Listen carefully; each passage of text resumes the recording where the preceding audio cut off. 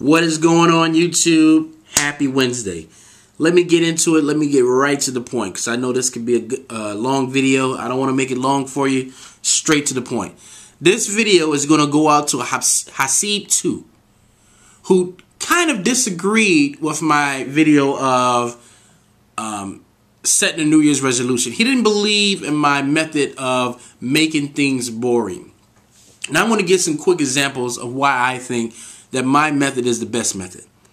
First of all, when you go into the gym and you see a guy that has veins in his tongue, and you walk up to that guy, and I've done it myself, and you say, man, how is it that you became that big? What is the secret? You're going to hear something like this. Well, first you have to understand, man, I've been working out for 17 years. You know, I've been in this gym Monday through Friday. I don't drink. I don't go out. I eat this. I eat at a certain time every day. When you hear Ronnie Coleman, Mr. Olympia, how did you become so big? What was your diet? I ate at the same time and the same thing every day for 1 year. Does that sound boring? Does that sound like consistency? Does that sound like a person that knew, hey, if it's not broke, don't fix it.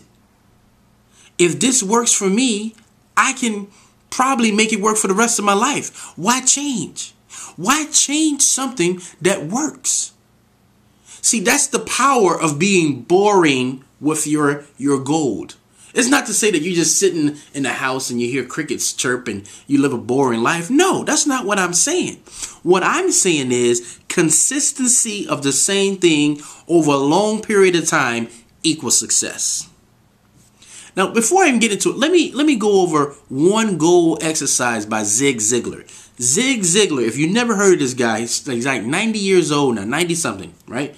This guy is a beast when it comes to self-help and goal setting. And let me tell you what he says, and you tell me if this is something that you do every time you have a new goal in your life. The first thing he says you should do before you even start your goal, right, is you should state the goal. What is it that I want to accomplish? Got it? First thing. Number two, you should set a deadline. For instance, if your goal is losing weight, to make sure that you're on a constant agreement as far as making sure that you're going to have change, you should set a deadline. There's a new show on MTV where they're helping kids lose weight.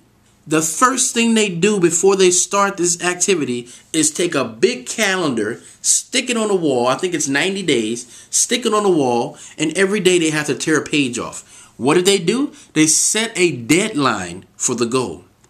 If you don't set a deadline, you can lose focus. You could just be in the gym working out. But if you set a deadline, hey, every week I want to lose 3 pounds.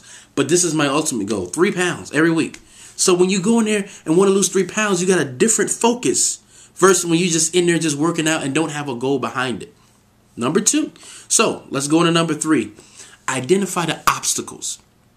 What are the obstacles that have been preventing you from achieving what you want to achieve?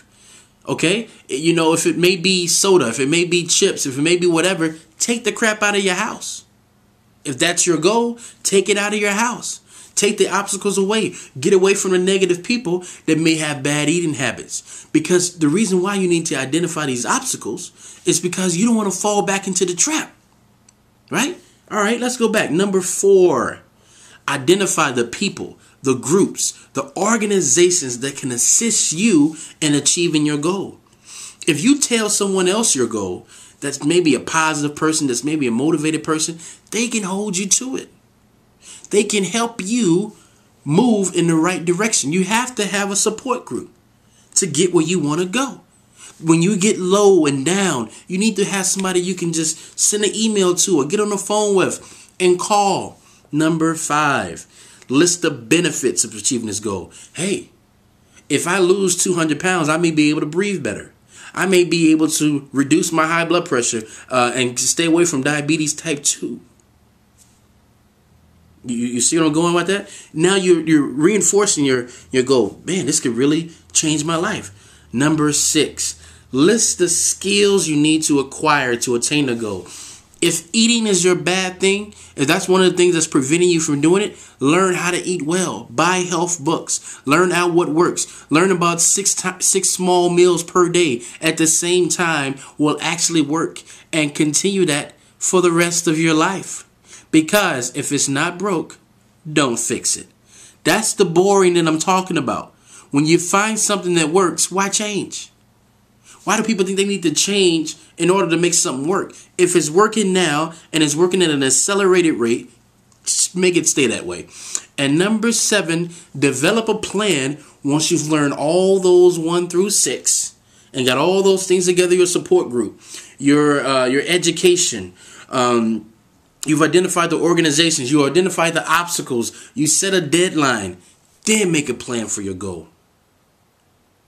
Some people don't know how to goal set. Have you been doing that? Have you been approaching a goal that way? So this is my answer to you, Mr. Hasib, too.